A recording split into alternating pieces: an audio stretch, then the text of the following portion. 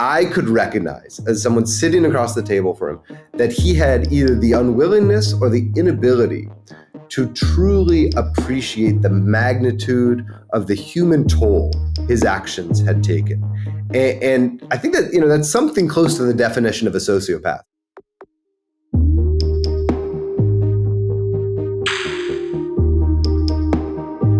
Yeah, how you been? When I think we saw each other last, this would have been in like Jackson Hole in like 2013, maybe. That sounds potentially right. That could be right. I haven't been to Renaissance Weekend in a very long time, but I do miss it. We would love to have you back, of course. It has not changed in 40 years and will never change, but that's part of what makes it beautiful.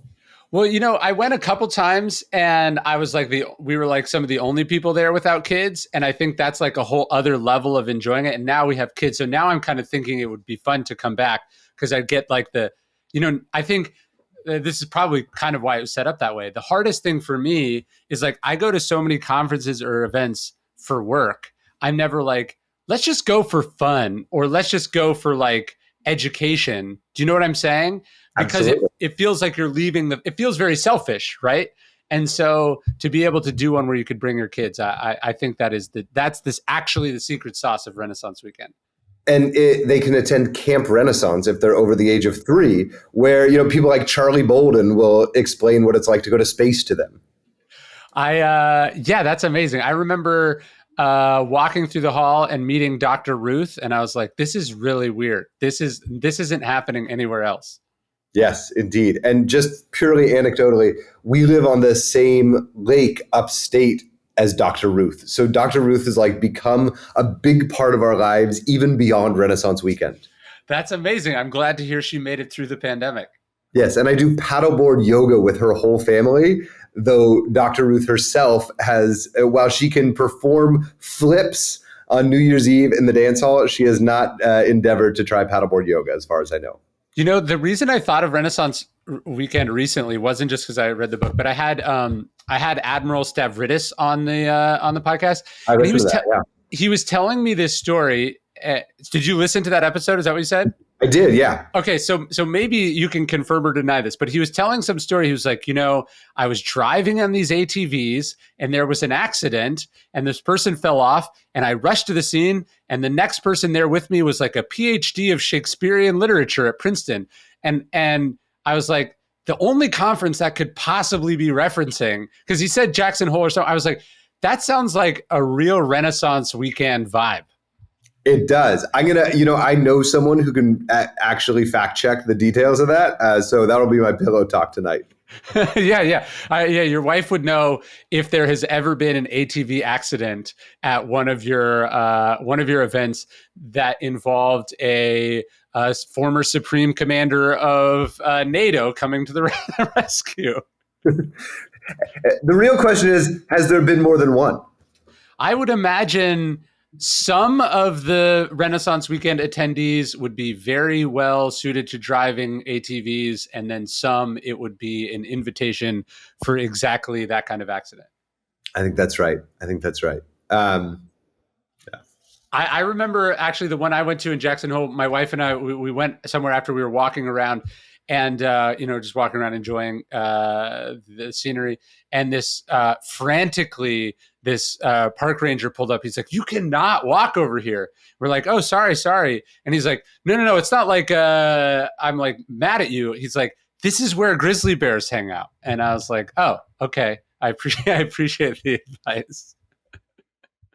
All right. So my last thing on Renaissance Weekend that I wanted to ask you about is something I do have missed from COVID.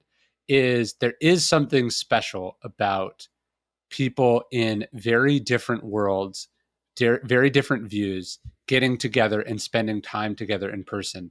And it strikes me that obviously a huge part of our polarization, the stratification of society, is rooted in driven by social media. But I've got to imagine a big part of it is just people not doing enough stuff like that. I absolutely concur. And what's so remarkable about Renaissance Weekend, and I think part of what allows for the real listening. And that's how I would characterize what happens at Renaissance that's different than what happens at other conferences. There's so much talking and there's so much projecting at the whole conference circuit that Yes. as well as anyone. But there's a level of listening that I find at Renaissance which does distinguish it.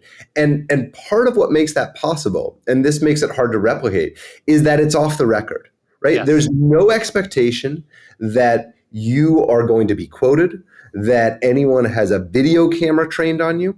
And this, of course, works cross purposes to Renaissance's broader mission and efforts to like get itself and its name out there, because no one knows what the heck it is. Yes.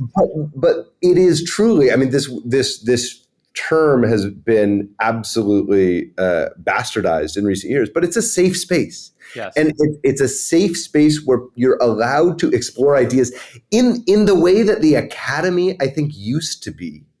And perhaps it is no longer, at least for a lot of people who talk about not finding the same sort of intellectual freedom I experienced when I was a philosophy major and got into these rabid arguments with my professors and my classmates over really tense stuff when I was like a dumb 19-year-old and was like working out the ideas.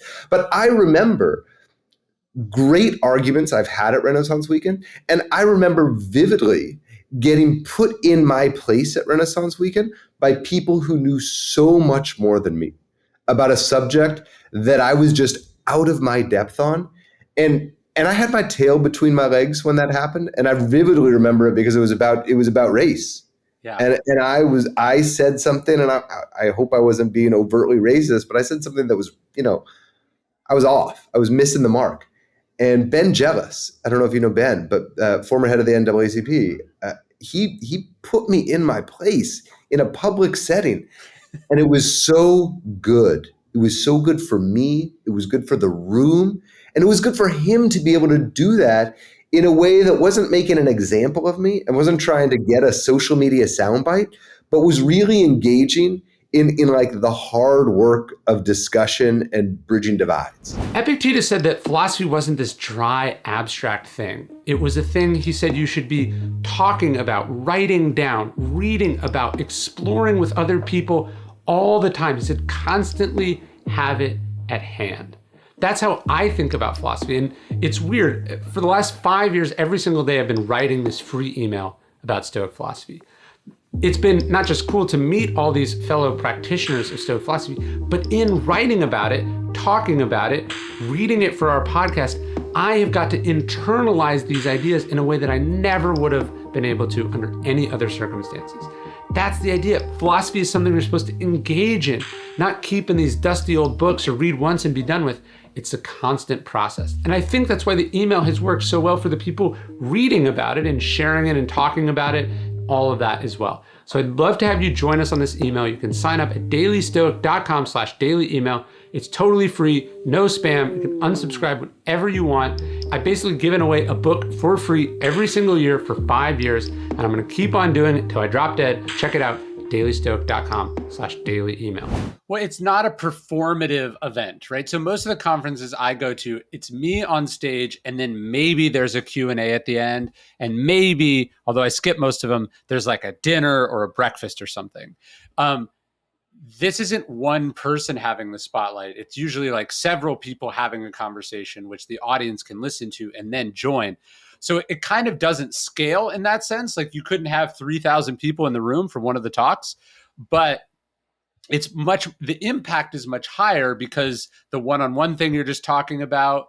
And also I think I've talked about this before, but one of the reasons I think Meditations by Marcus Aurelius is this totally unique philosophy book is that he wasn't writing a philosophy book. He was writing notes to himself about what he thought. And in that way, the specific is actually more universal. And so maybe the smaller room with deeper connections is actually allows you to reach more people more deeply.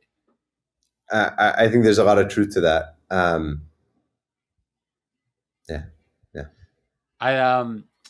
then, there's another thing that I think is interesting, which is I think it's very easy, especially in the social media world, to be like, well, why don't the Democrats just do X? Or why doesn't Congress do X? Or why can't, whatever. It would be so easy. This is the same thing sports fans do. It's like, they should trade so-and-so, or why doesn't he just run these routes? And then when you meet the man or woman who actually does that thing, right? Who like actually knows it, you realize like how complex it is. And you realize like these are human beings who are making the best of a bureaucratic or flawed or constrained set of choices. There is something special about like meeting the people behind the people. Like I remember one time I was writing An Obstacle is the Way, because I was working on that when I attended. I was writing about astronauts being sent into space and how they do emotional regulation. And then I'm sitting down at dinner and Jim Lovell is just like at the table across from me. And I was like, oh shit, I can just ask him this. I could go read like 1,000 books on this topic and do all the research. Or I could just ask the guy who was in the capsule when everything went sideways on Apollo 13. And we can just get right to the middle of it. And then I can, there's something cool about being like, oh yeah, like, there's only so many federal judges and there's only so many heads of the NAACP. And, you get the information straight from the source and you're like, oh, it's not what I thought. Right. And I will say, having been to enough Renaissance weekends, that sometimes it cuts both ways, where there have been moments when I have had the opportunity to listen to and engage with people in enormous positions of power. And I came away reminded that they are deeply, deeply human in a way that perhaps I sort of wanted them not to be.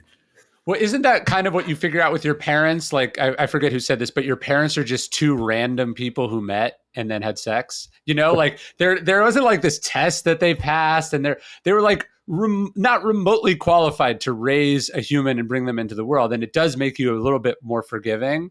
But I imagine you found that too doing the corner office column, where you're just like, wait, this person is responsible for billions of dollars. Like without this person, we would not have this or that. Like I imagine it's both empowering and then also quite terrifying. Absolutely. And part of what I've been reflecting on during the book process, but even in the last few weeks as I'm really getting out there and talking about it, is the ways in which I did and didn't evaluate some of the people I spoke with during the corner office column. Over the years I did this, because there is this natural temptation, which I address in the book, to sort of treat business leaders almost as heroic figures, because they are these archetypal leaders of organizations, and we have a cult of hero worship in this country, and it's easy to fall into some of these tropes, and I was guilty of it, and probably still will be in the future, because that's at a certain level part of the craft of business journalism, which is a weird thing to acknowledge, but there's some truth to it. And so when I think back on many of the interviews I did, I do believe I was able to tease out some of the real authentic motivations of the leaders of major organizations and companies, and try to give readers a better sense of what makes them tick. Because ultimately that matters. These are individuals making choices that have enormous consequences for a broad range of stakeholders. But there are also times when I look back and, if I'm honest with myself, come away with the impression that maybe I wasn't trying to plumb the right motivations. Maybe I wasn't trying hard enough to ask the best question I could that would elicit that sort of an answer about this or that executive's most critical, most influential decisions, such as how they treat their people, right? Yeah. And so I'm in a moment of self-reflection, which just makes, like, I'm primed. I'm really eager to have these conversations. Well, the thing that I kept as I was reading the book, and it's really good, I imagine it's tough to write a biography of a person you end up not liking, or that you're disturbed by in a lot of ways. But the thing I was not struggling with, but the big question I had is like, okay, with some exception, right? Because there were some investigations after, et cetera. Like, you could argue that 90% of Jack Welch's legacy was not like illegal, right? Like he wasn't breaking the law. He was doing what, business professors recommended. He was maximizing revenue for shareholders, etc. He was even doing, in some cases, what made a lot of logical sense. Like if you're just looking at it at the spreadsheet, it says like, why are we operating this plant? It's not doing well. Or why do we employ this person? They are not as good as these other people. But it struck me that really you're making an argument for something I've been thinking a lot about, which is this virtue of temperance.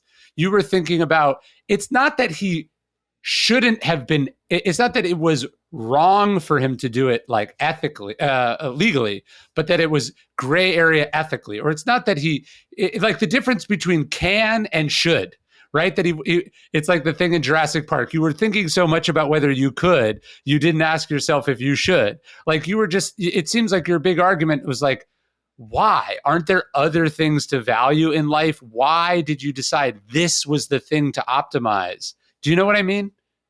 I do. And if I may, I would even just pull us back a bit further from him in the midst of his career to acknowledge that when he took over GE, call it 1981, the American economy was on the cusp of profound change, the global economy too.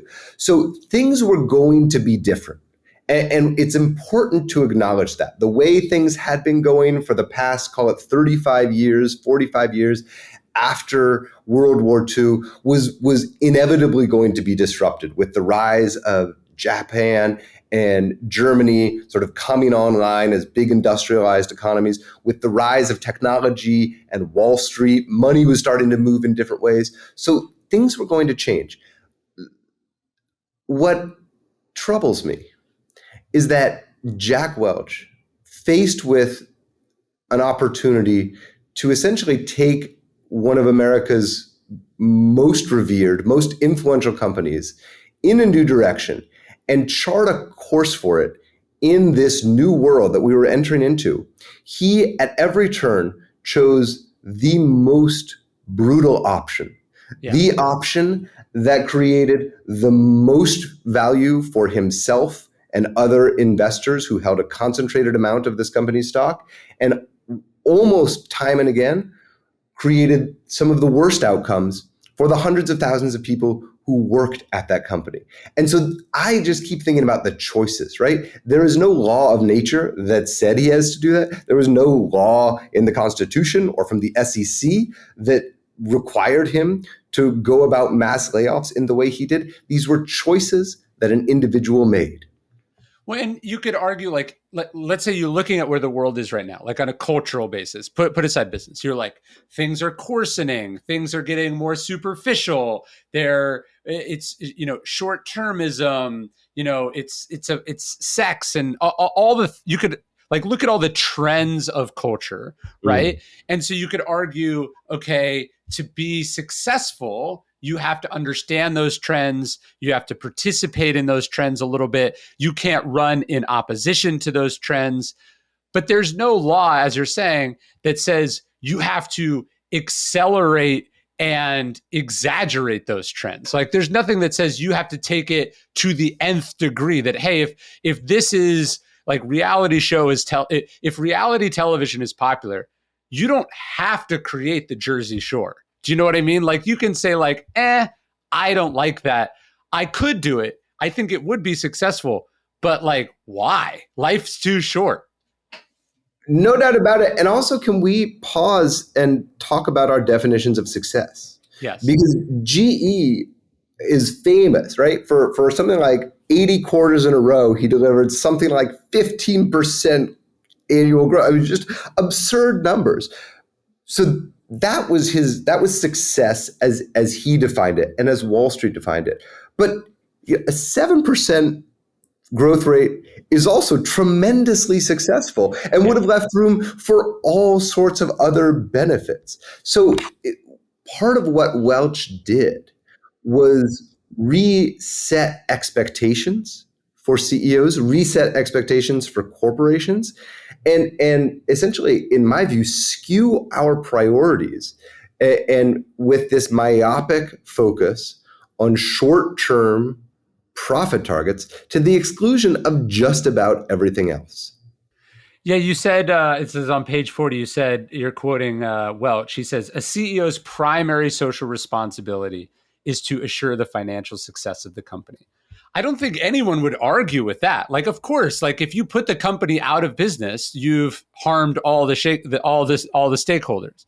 But I think to me, where like temperance or again, the difference between legal and moral is, do you have to ensure the success of the company's finances at the expense of all other variables, or do these variables work in tension or balance with each other?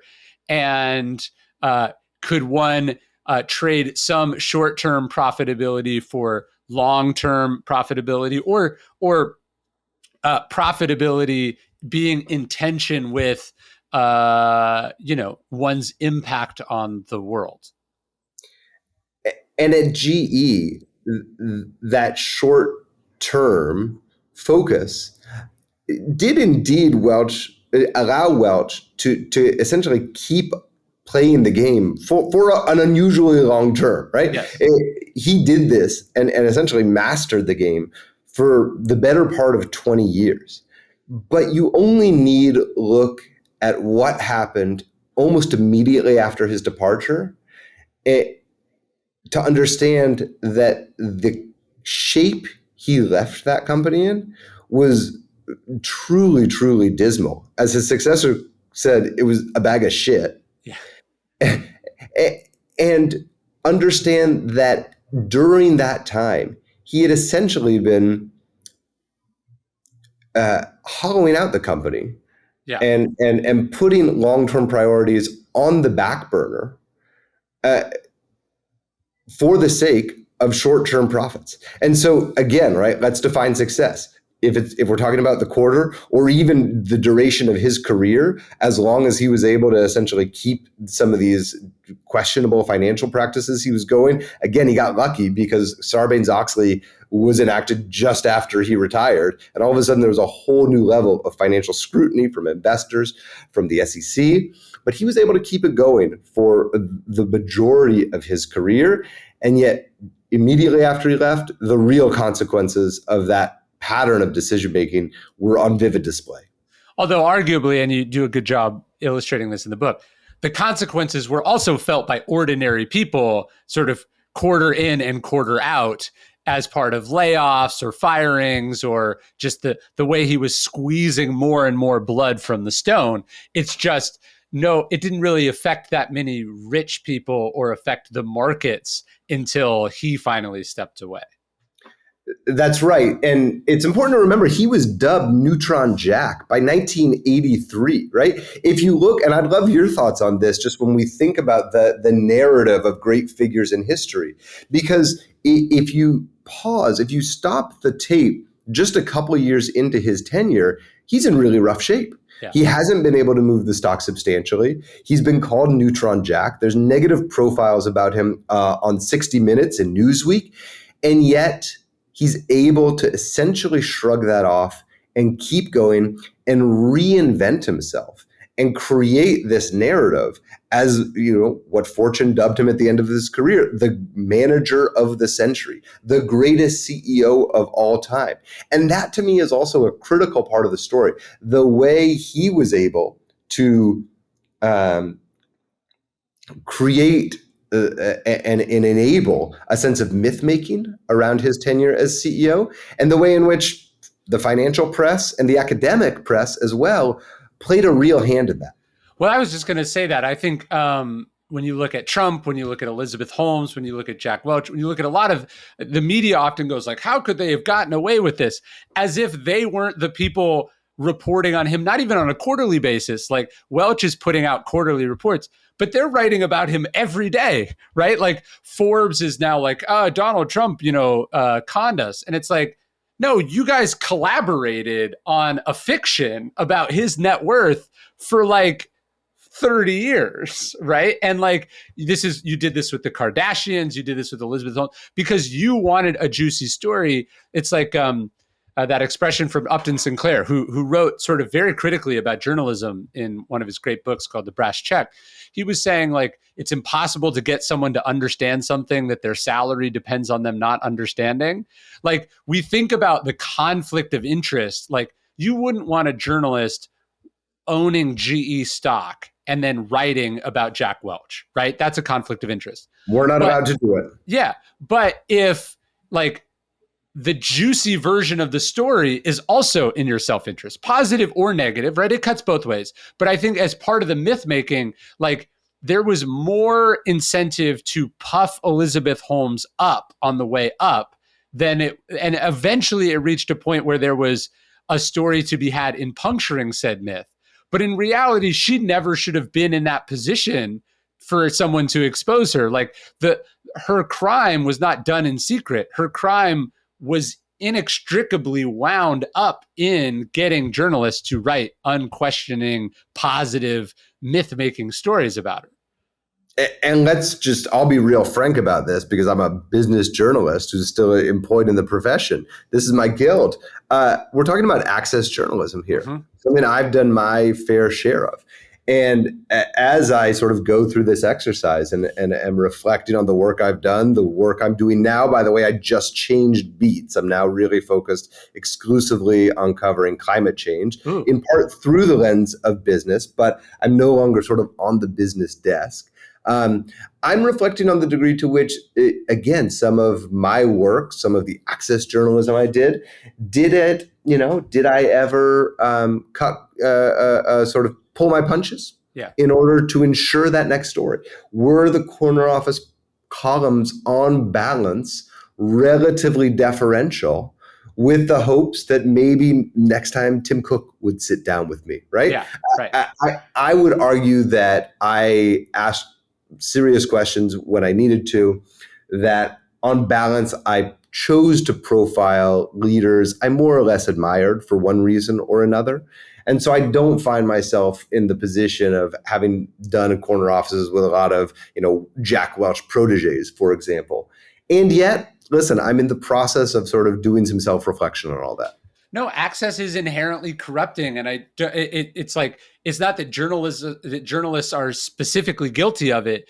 It's just, it's more visible. But we're all that way, right? Like, we all want, oh, maybe this person will give me a recommendation at some point. Oh, maybe this person will connect me with this person, or, I want to be like, access is, I mean, you think about this politically, all the people who will say one thing in private and say another thing in public. It's like everyone's always kind of keeping their powder dry, when probably a better policy would just be to say what you think when you think it.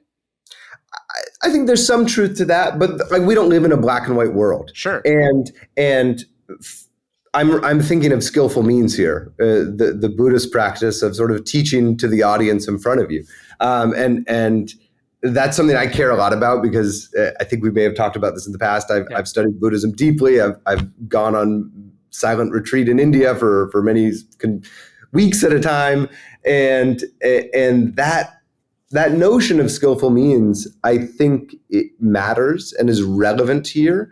But in the way we can hold two truths at the same time, I think like skillful means matter, and I think there are limits to sort of unmoderated, unfiltered honesty, and it's also true that access is corrupting.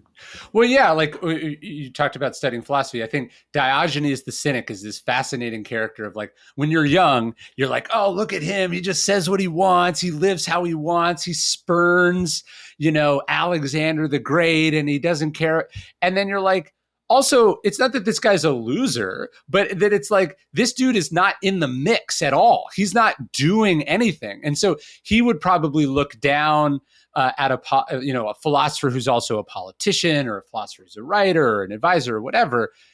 But, like, as you said, it's not only not a black and white world, it's also a world in which it's really easy to sit on the sidelines and talk about it's having no access isn't inherently noble either, is I guess what I'm saying. I like that. I like that framing. And listen, I think a lot of us probably have those friends who just say what they think, right? And like sort of proud of it. And I got to say, like, they're not always the best dinner guests. They're not always the people you want at your table for like 4 hours on a Friday evening.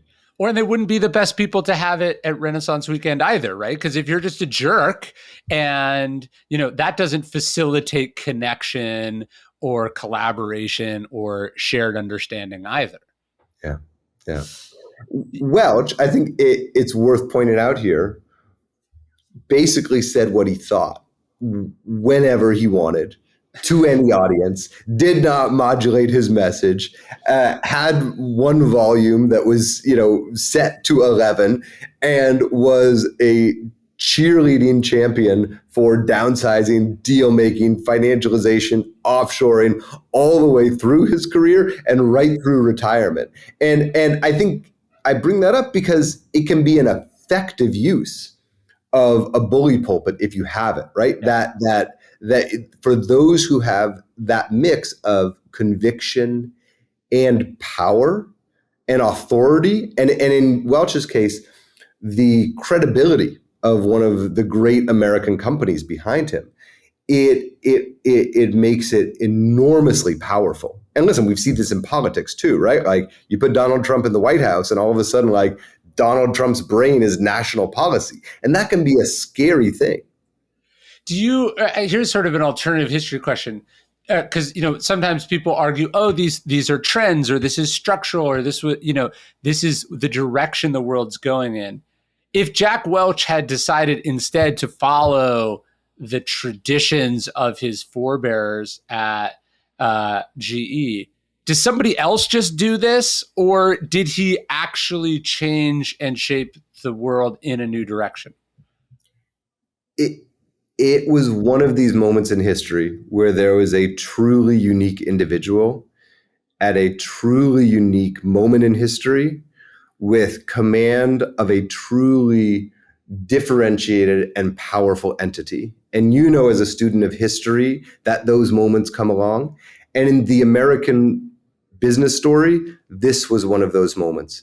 It's impossible to imagine Jack at Procter & Gamble having this kind of impact because Procter & Gamble simply didn't have that legacy as the bellwether company that set the precedent for all other companies. It's important to remember here that for more than a century, GE had been the company other corporations, other CEOs looked to for guidance on how to comport themselves. It had this history ingrained in its DNA from the 1890s when Charles Coffin took over. He was known as the father of professional management.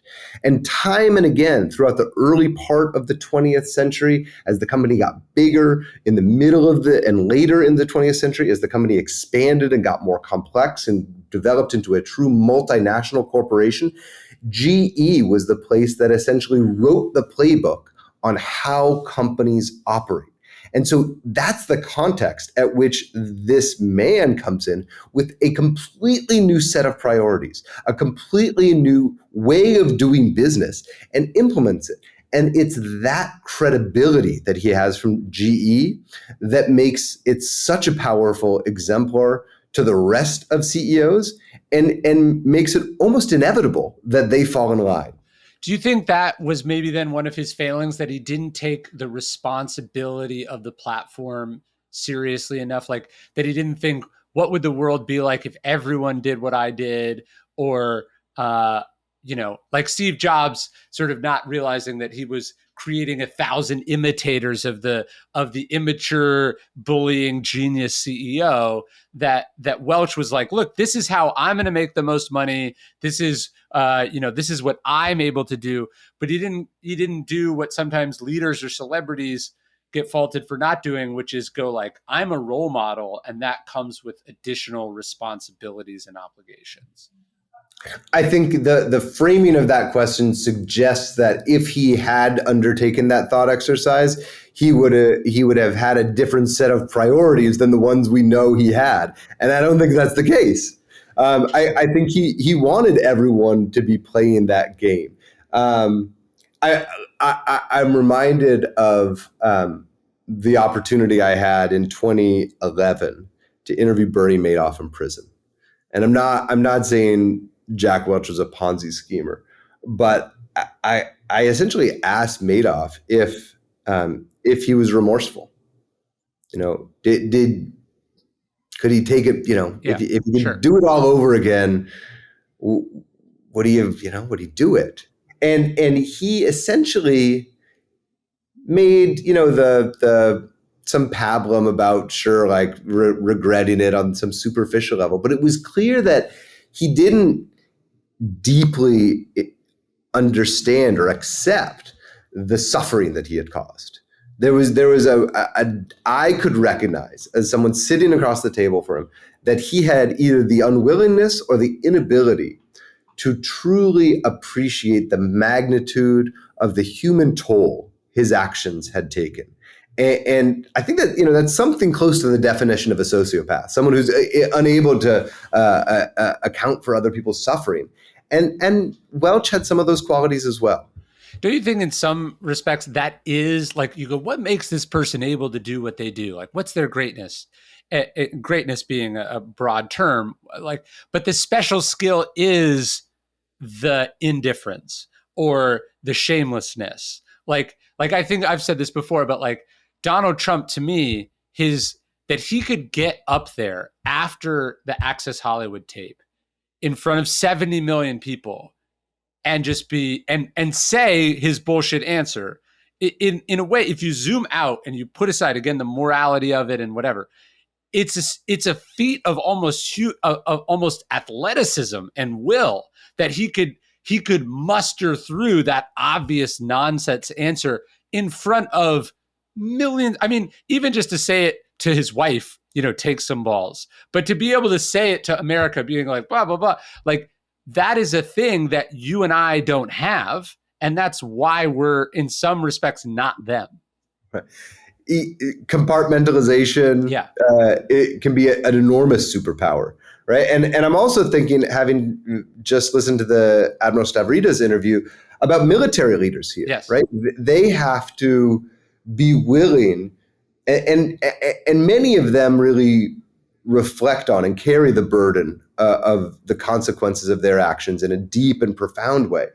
And yet it's that ability to perhaps understand the toll that is going to be required to accomplish certain aims and still proceed with it, that I think is asked of many great leaders across history and in a lot of different ways. What would the question that I would sort of add in here is to what end, right? Yeah. What are the goals, right? Yeah.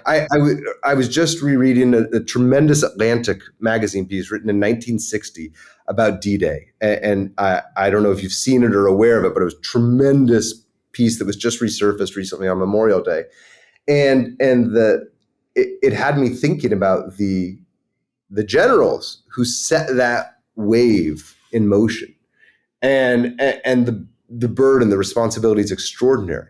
But they were doing it for the preservation of the free world. You could argue. No, I've read about Ulysses S. Grant.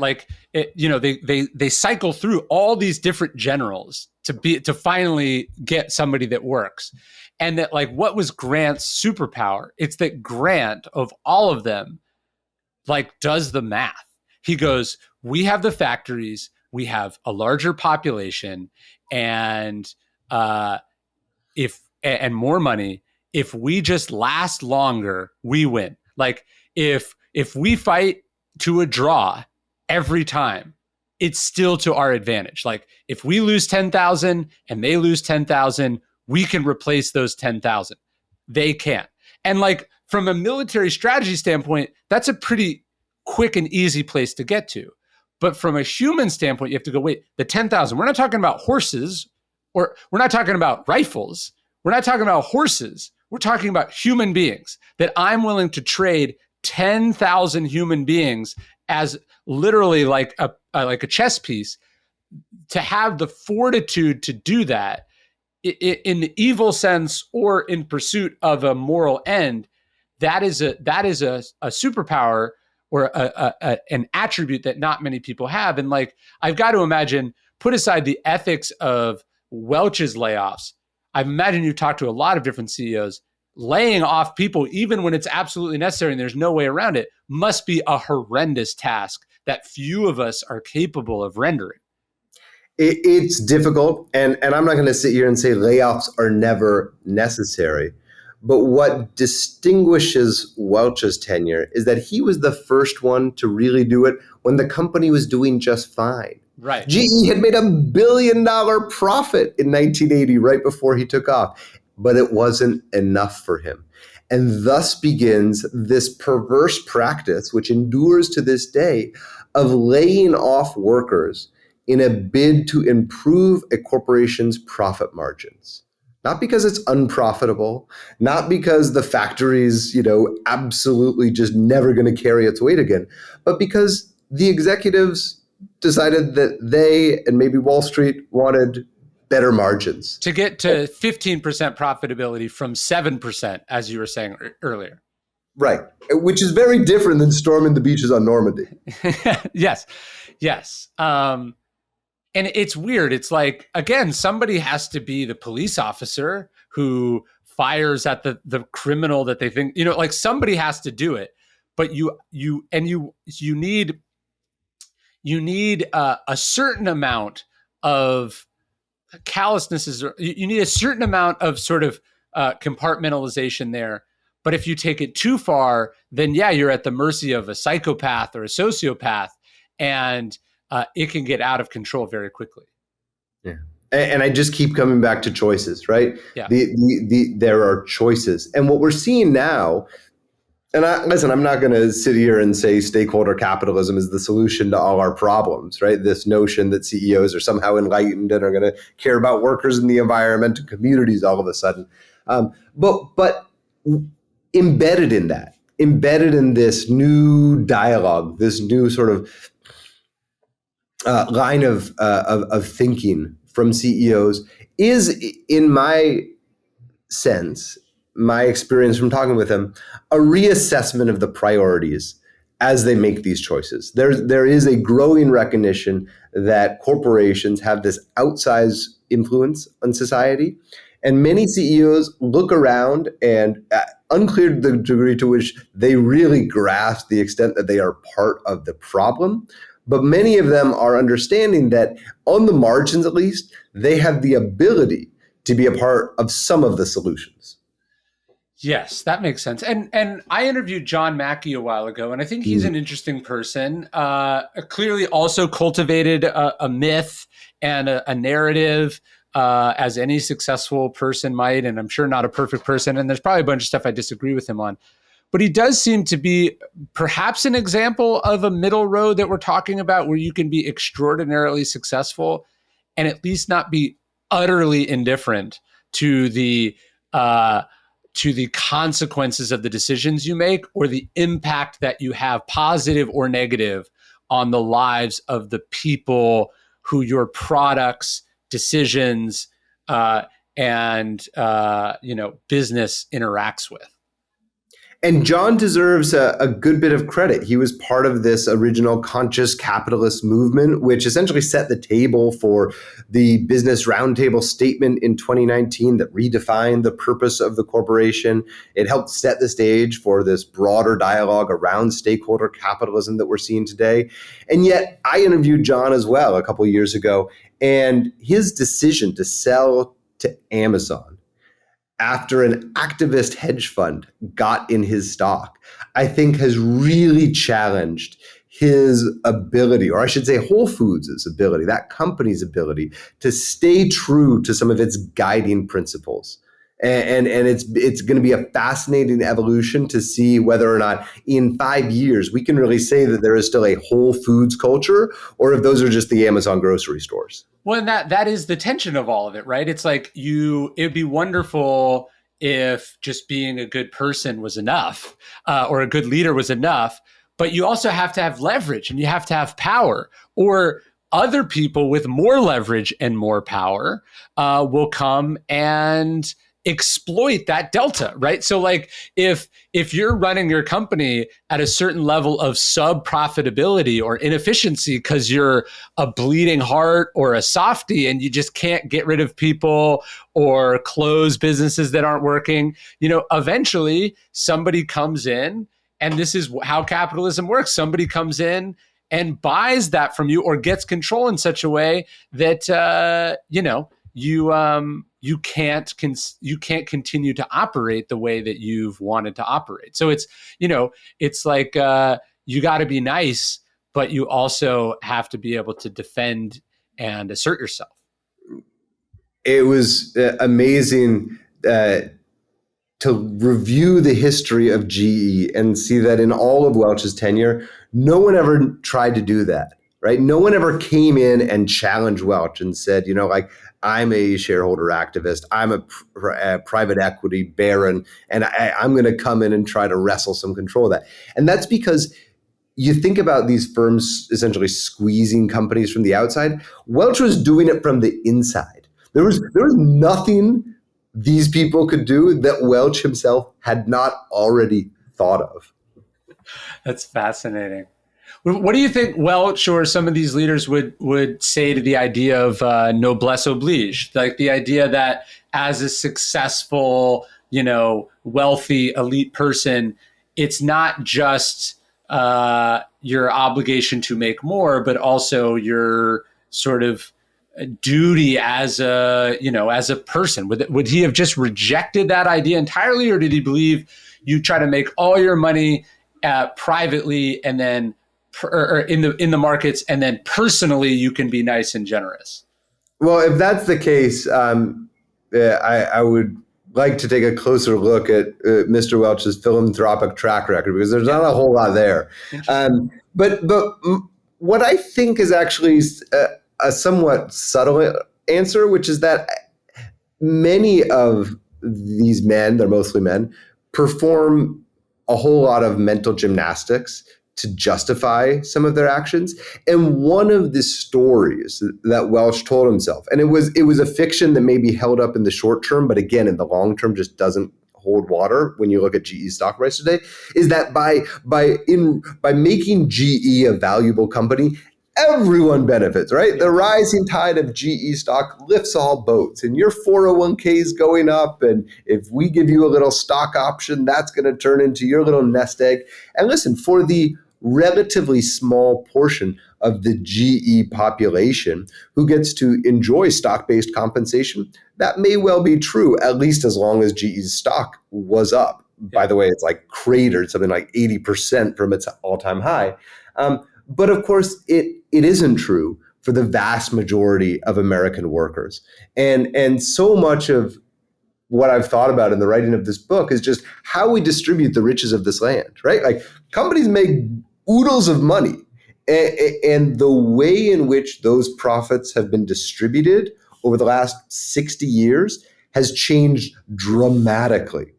If you look at the 1953 annual report from GE, they proudly lay out exactly how much they paid to their employees. And it was the largest payroll ever. And they were so excited about it. They talk about how much money they're paying the suppliers. They thought it was a good thing to pay their suppliers a lot of money. They even talk about how much they were paying in taxes. They were so excited to do their share to support the government, right? And you look at what it's like today, and it's every one of those has done a 180. And it's just not the world we live in anymore. It is funny, just as brilliant as humans are, and as much as we're able to do, how if you give us the wrong metric, we will take that to a dark fucking place, right? So you're in Vietnam, and they're like, well, how do you judge success against a guerrilla enemy? And someone's like, what about body count? And that gets real dark real quickly. I had a meeting with a head coach of a big college football team recently, and he was saying he was presenting himself as having reformed and changed in a lot of ways, and founding some other things that he measured himself by. But he was like, literally every year of my career, he was like, I told my agent, like, if I wasn't on the list of the top 10 highest paid coaches in the newspaper and I wasn't making my way towards the top, like, that he or she had fucked up and I was going to fire them. That like, he was at the end of the day, he commanded this huge program. He was winning. He got to do this, play a game for a living. But at the end of the day, he wasn't measuring himself on whether the team won. It was where he ranked on basically a not apples to apples list of how coaches were being paid. And I found that, you'll meet someone, you'll be like, wow, this is one of the richest people I ever met. But all they're actually thinking is who is 3 places above them on the Forbes list that they know is fucking bullshit also. So what are the metrics by which we want to measure ourselves as a nation? And let's look at those. And that to me is one of the deep questions that a book like this tries to at least help us ask.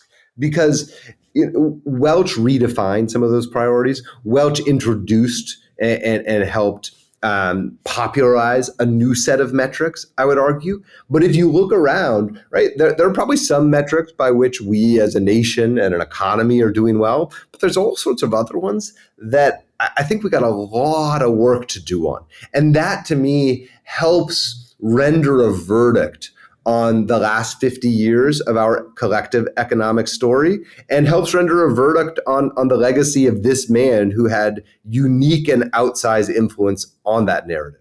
Well, I think the tricky thing about life is that the things that are really important are the hardest to measure, right? And, Clay Christensen, one of the great sort of business consultants of all time, I think there's a certain sweetness, but also irony in that, like, the last thing he wrote was this book, How to Measure Your Life. His whole career was about how you measure, if you're not disrupting, you're being disrupted. If you're not making more widgets or you're not dominating this part, like he was very much of, and I don't mean to impugn him, but I'm just saying he was a metrics driven person. And then, he sits down to talk to these Harvard MBAs and he's like, none of this matters. You have to measure your life by these other things. But the reality is those metrics are much softer and harder to discern. It's like, how do you measure if an athlete is a good teammate? You can see if they get assists or how many points they score, but like you can't measure if they just make the team better by being on it. But you can almost always measure the hole that they leave behind when they leave. You know what I mean? Mm-hmm. But yeah, it's tricky. It's I think we get distracted by the superficial, obvious metrics, profitability, share price, earnings per share, whatever. It's harder to measure these other things. It is, though there are metrics that I think help tell the broader narrative of say, the American middle class. So if you look at, for example, the gap between worker pay and corporate productivity, those two lines were essentially married to one another for 35 years after World War II. And then right around 1981, they diverged. And productivity kept going up and worker wages essentially started to stagnate. You look at any number of other economic indicators, the minimum wage and executive compensation, for example, right? And one's a hockey stick and the other has barely budged. And so we got to pick our metrics carefully, but I would argue that the most revealing ones are those that tell the story of the economic well-being of the greatest number of us, not just the most successful. And maybe if it's not maybe you have your metrics, but you understand that if you get too much tunnel vision around those metrics, you can lose the forest for the trees. And you have to have questions or standards or a community or a spiritual practice or something that you use as kind of a check or a break on what happens when those things run amok. Like, I like the famous Jack Bogle question of like, where are the customers' yachts? Right? Mm-hmm. Like, you're like, I'm doing well. I should be doing well. I'm working really hard. I'm coming up with blah, blah, blah. But like, what visible evidence do you have around you that other people are doing well because you are doing well? And we're at this moment with the Great Resignation or the Great Switch or whatever we want to call it, coming out of the pandemic, where I get the sense that so many people in all different industries and at different stages of their careers are reassessing their priorities. And perhaps some of those who were myopically focused on rising through the career ladder, maximizing their own economic well-being in the short term, through advanced careers, are taking a step back and saying, like, actually, that's not what I care about. I think it's easy to oversimplify that narrative and essentially project onto like the whole of our economy what's happening with a few different examples and anecdotes. But there is a sense I get in talking to professionals and friends that the last 2 years, maybe help people ask some of those Clay Christensen late in life questions, like how are we going to measure this life? Whether or not that lasts, I already get the sense that sort of there's a sense of back to normal. But in as much as it causes people to ask some of these new questions, I think it will be welcome. Well, I also think these are questions not just of privilege, but like of also higher up on the hierarchy of needs, right? So if you've got, stock options have matured and the stock market's doing, if everything's going great, you can be like, why do I live here? Why do I work so hard? Blah, you can ask these questions. But then as the world suddenly seems to gets unpredictable, gets scary, gets uncertain, then maybe you're like, you get back into what got you in that sort of desperate, accumulate, don't ask too many questions, just do what you can for yourself mode that, only the paranoid survive kind of a vibe. And Welch had no appreciation that when he fired someone out of a compassion from GE, that they got knocked down a couple levels on Maslow's hierarchy of needs. That they went from working at a blue chip company with something close to, guaranteed lifetime employment and great benefits and a great salary to essentially restarting their careers often late in their lives. And if they were able to get another job, working for a contractor that was maybe going to pay them a third of what they were making at GE. And this is something, even Jeff Immelt, Jack Welch's designated successor, acknowledged when I interviewed him for this book. He talked about, I asked him a version of this question. I was like, why do you think people are so mistrustful of business? And he said, I get it, right? If you go from working in a GE factory making $35 an hour to going to working for a janitorial service providing company making $12.50 an hour, that's going to have real and lasting implications for your own life inevitably, but also ripple effects in the economy and in your community and in your town, for your school board, right? For the tax base of your city. And it's those kind of ripples compounded over a couple generations that in my mind helps explain the kind of country we're living in right now. Yeah. Have you read Nomadland? Yeah. Yeah. You're just like, I remember as I was reading it, there's this part of me, I said this in another interview, I was reading it and I was like, there's a part of me that was sort of like my capitalistic side, like the voice I got from my parents, how their political views were sort of like, I was trying to think like, how is it this person's fault, right? Like my instinct was like, how did their bad decisions explain how they went here? And I realized that the reason my voice was doing that is that if I could figure out a way it was their fault, then I wouldn't have to care. And then it wouldn't be my fault, right? And then if you can try the more sympathetic view, and again, maybe it's like the traits that make you a great CEO fight for the same resources as whatever this trait is.